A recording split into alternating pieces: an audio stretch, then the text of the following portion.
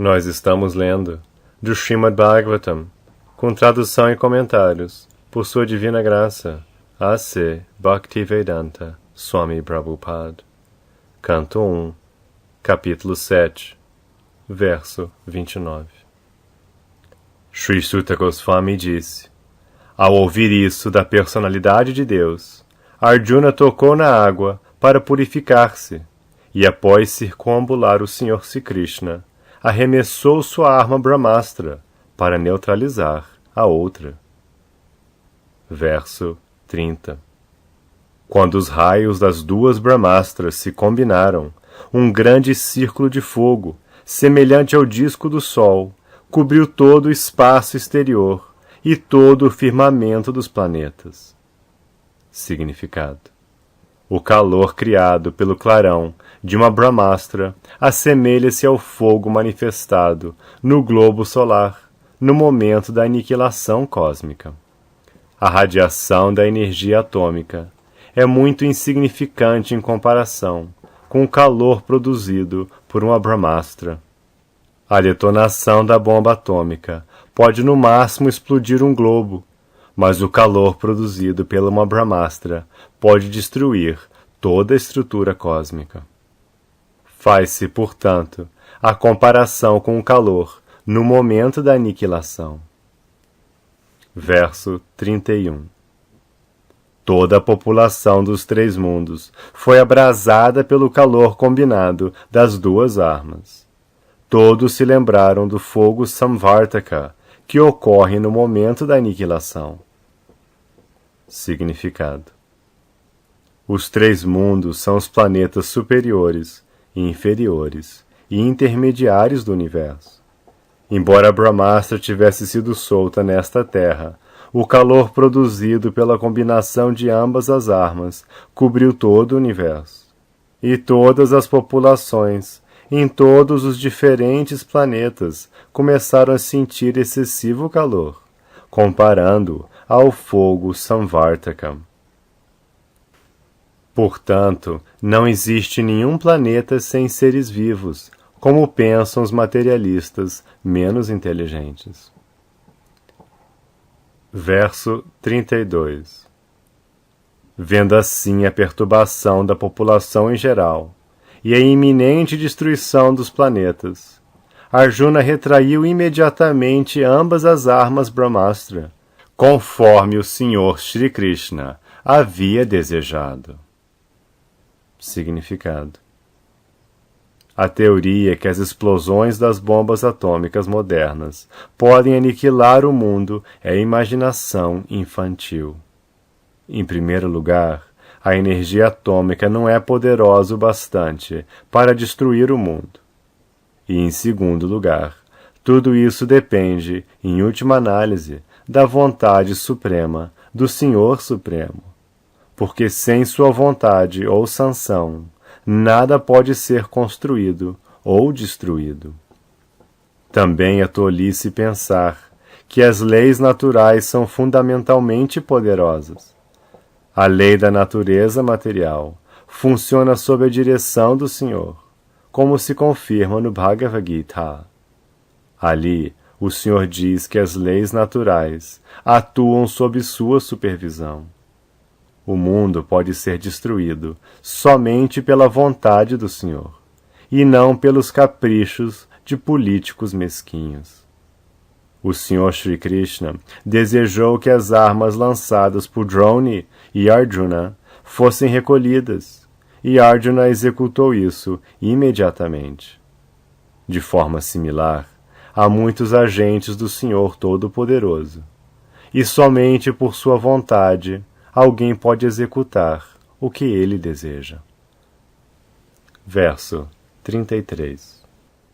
Arjuna, seus olhos ardendo em ira, como duas bolas vermelhas de cobre, prendeu habilidosamente o filho de Gautami e o atou com cordas, como se fosse um animal. Significado: a mãe de Ashvatthama, Kripi, nascera na família de Gautama. O ponto significativo neste shloka é que Ashvatthama foi preso e amarrado com cordas, como se fosse um animal. Segundo Sridhar Swami, Arjuna foi obrigado a agarrar este filho de Brahmana, como se fosse um animal, porque isso fazia parte de seu dever, Dharma. Essa sugestão de Sridhar Swami também é confirmada na afirmação posterior de Sri Krishna. Ashvatthama era filho genuíno de Dronacharya e Kripi, mas porque havia se degradado a um status inferior de vida, foi apropriado tratá-lo como um animal e não como um Brahmana. Verso 34. Após amarrar Ashvatthama, Arjuna queria levá-lo ao acampamento militar. A personalidade de Deus, Shri Krishna, observando com seus olhos de lótus, falou ao irado Arjuna. Significado. Aqui se descreve que tanto Arjuna quanto o Sr. Shri Krishna estavam com ânimo irado, mas os olhos de Arjuna eram como bolas de cobre vermelho, ao passo que os olhos do Senhor eram como 2 lótus. Isso significa que o ânimo irado de Arjuna e o do Senhor não estão no mesmo nível.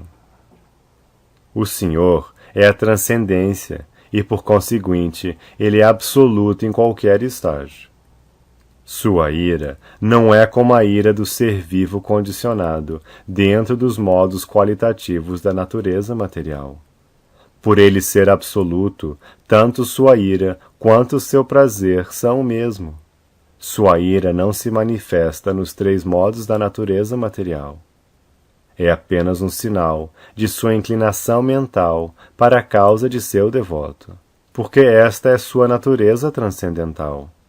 Portanto, mesmo que ele esteja irado, o objeto de sua ira é abençoado. Ele é inalterável em todas as circunstâncias. Verso 35. O Senhor Shri Krishna disse: Ó Arjuna, não deves usar de misericórdia e soltar este parente de um Brahmana, Brahmabandhu, pois ele matou meninos inocentes enquanto dormiam. Significado. A palavra Brahmabandhu é significativa. Uma pessoa que acontece de nascer na família de um Brahmana, mas não é qualificada para ser chamada de Brahmana, é chamada de parente de Brahmana, e não de Brahmana. O filho do juiz da Corte Suprema não é virtualmente um juiz da Corte Suprema, mas não há mal em dirigir-se ao filho do juiz da Corte Suprema como um parente da honorável justiça. Portanto, assim como apenas por nascimento uma pessoa não se torna juiz da Corte Suprema, da mesma forma ele não se torna um Brahmana simplesmente por hereditariedade, mas por adquirir as necessárias qualificações de Brahmana. Assim como o magistrado da Corte Suprema é um posto para homens qualificados, da mesma maneira o posto de Brahmana é alcançável apenas por qualificação. O Shastra ordena que mesmo que boas qualidades sejam vistas numa pessoa nascida numa família que não seja a de um Brahmana, esse homem qualificado tem que ser aceito como Brahmana. E, da mesma forma, se uma pessoa nascida na família de um Brahmana é desprovida de qualificações brahmânicas, então ela deve ser tratada como um não Brahmana, ou dizendo melhor, um parente de Brahmana. O Senhor Shri Krishna, a autoridade suprema de todos os princípios religiosos, os Vedas, aponta pessoalmente essas diferenças, e ele está a ponto de explicar a razão disso nos shlokas seguintes. Verso 36. Uma pessoa que conhece os princípios da religião não mata um inimigo que está desatento, intoxicado, insano, adormecido, amedrontado ou desprovido de sua quadriga. Tampouco ele mata um menino, uma mulher, uma criatura tola ou uma alma rendida. Significado: um inimigo que não oferece resistência não é morto jamais por um guerreiro conhecedor dos princípios da religião. Antigamente, as batalhas eram travadas baseadas nos princípios da religião, e não por causa do gozo dos sentidos. Se acontecia de o inimigo estar intoxicado, adormecido, etc., como se mencionou acima, ele nunca devia ser morto. Esses são alguns dos códigos da guerra religiosa. Anteriormente, a guerra jamais era declarada por causa dos caprichos de líderes políticos egoístas. Ela se executava com base em princípios religiosos, livres de todos os vícios. A violência executada com base em princípios religiosos é muito superior à dita não violência. Verso 37. Uma pessoa cruel e ignóbil, que mantém sua existência à custa da vida de outras pessoas, merece ser morta para seu próprio bem-estar, pois de outra forma degradar-se-á devido às suas próprias ações. Significado: pena de talião é a punição justa para uma pessoa que cruel e desavergonhadamente vive às custas da vida de outros. A moralidade política consiste em punir alguém com sentença de morte, a fim de salvar a pessoa cruel de ir para o inferno. Que um assassino seja condenado pelo Estado à sentença de morte resulta no bem do próprio réu, porque em sua próxima vida ele não terá que sofrer por seu assassinato. Tal sentença de morte é a menor punição que se pode oferecer ao assassino. E nos Smriti Shastras se diz que os homens que são punidos pelo rei, com base no princípio da pena de talião, purificam-se de todos os seus pecados, tanto assim que eles podem tornar-se elegíveis a serem promovidos aos planetas celestiais. Segundo Manu, o grande autor dos códigos civis e princípios religiosos, mesmo aquele que mata um animal deve ser considerado um assassino, porque a comida animal não se destina em absoluto ao homem civilizado, cujo dever principal é preparar-se para voltar ao Supremo. Ele diz que no ato de matar um animal há uma conspiração feita pela equipe de pecadores, e todos eles são passíveis de serem punidos como assassinos, exatamente como no caso de uma equipe de conspiradores que matam de comum acordo um ser humano. Aquele que dá permissão, aquele que mata o animal, aquele que vende o animal morto, aquele que cozinha o animal, aquele que administra a distribuição do alimento e, finalmente, aquele que come este alimento animal cozido, são todos assassinos e todos estão sujeitos a serem punidos pelas leis da natureza. Ninguém pode criar um ser vivo, apesar de todo o avanço da ciência material, e por isso ninguém tem o direito de matar um ser vivo por seus próprios caprichos independentes. Para os comedores de animais, as escrituras sancionam somente restritos sacrifícios animais, e tais sanções existem apenas para evitar a abertura de matadouros, e não para incentivar a matança de animais. O procedimento sob o qual o sacrifício animal é permitido nas Escrituras é bom tanto para o animal sacrificado, quanto para os comedores de animais.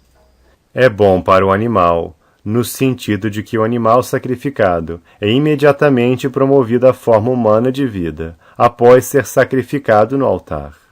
E o comedor de animal é poupado dos tipos mais grosseiros de pecados. Comer carnes fornecidas por matadouros organizados, isto é, lugares sinistros que geram todos os tipos de aflições materiais para a sociedade, a nação e as pessoas em geral. O mundo material é em si um lugar sempre cheio de ansiedades, e pelo incentivo à matança de animais, toda a atmosfera polui-se cada vez mais, com guerras, pestes, fome e muitas outras calamidades indesejáveis. Verso 38. Além disso, eu ouvi pessoalmente prometeres a Draupadi que lhe trarias a cabeça do assassino de seus filhos. Verso 39.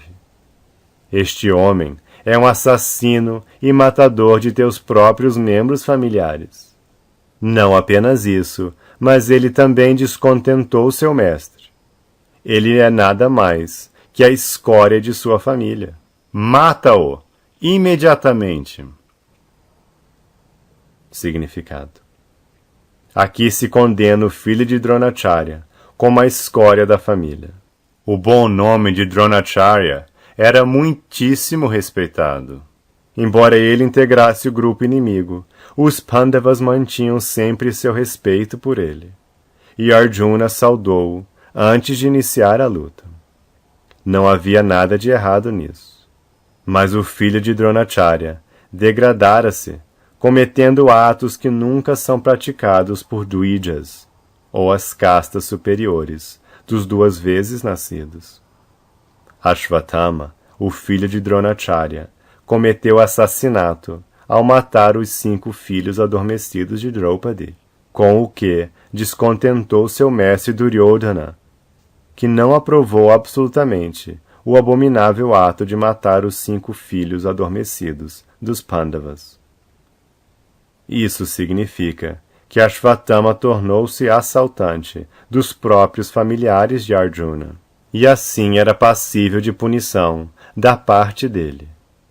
Nos Shastras, condena-se à morte aquele que ataca sem aviso, ou mata pelas costas, ou ateia fogo à casa alheia, ou rapta a esposa de outrem. Krishna lembrou estes fatos a Arjuna, para que ele tomasse conhecimento deles e fizesse o que era justo. Verso 40. Shuta Goswami disse: embora Krishna, que fazia um exame da religião com Arjuna, encorajasse Arjuna a matar o filho de Dronacharya, Arjuna, uma grande alma, não gostou da ideia de matá-lo, apesar de Ashvatthama ser o abominável assassino dos familiares de Arjuna. Significado. Arjuna era sem dúvida uma grande alma, o que também está provado aqui. Nessa passagem, ele é encorajado pessoalmente pelo Senhor a matar o filho de Drona.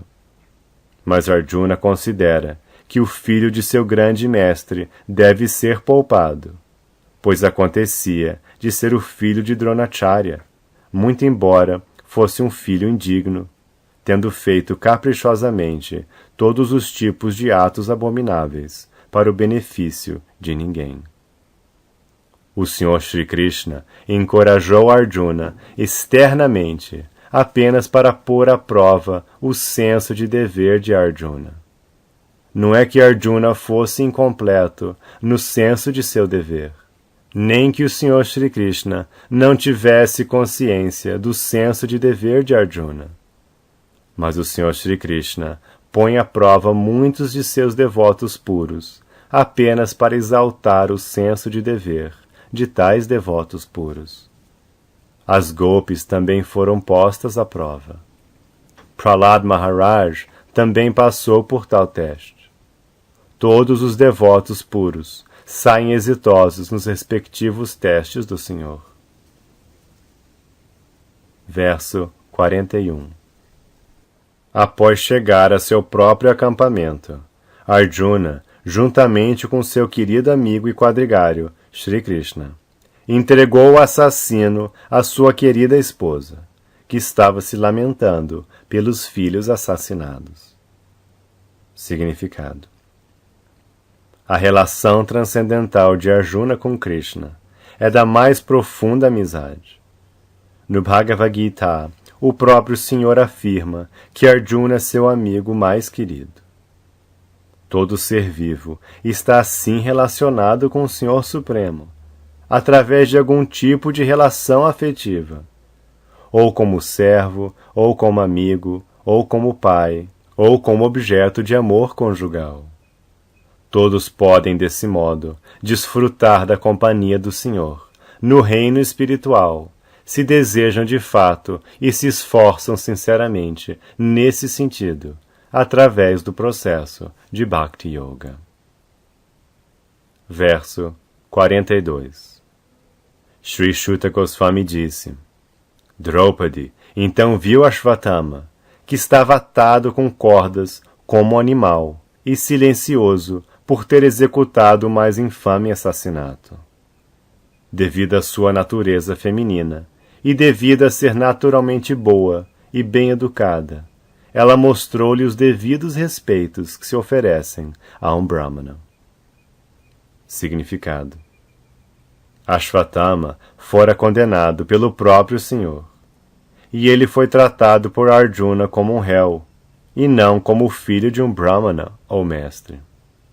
Mas quando o trouxeram diante de Srimati Draupadi, ela, embora pesarosa pelo assassinato de seus filhos, embora o assassino estivesse presente diante dela, não pôde deixar de oferecer o devido respeito geralmente oferecido a um Brahmana ou ao filho de Brahmana. Isso devido à sua meiga natureza de mulher.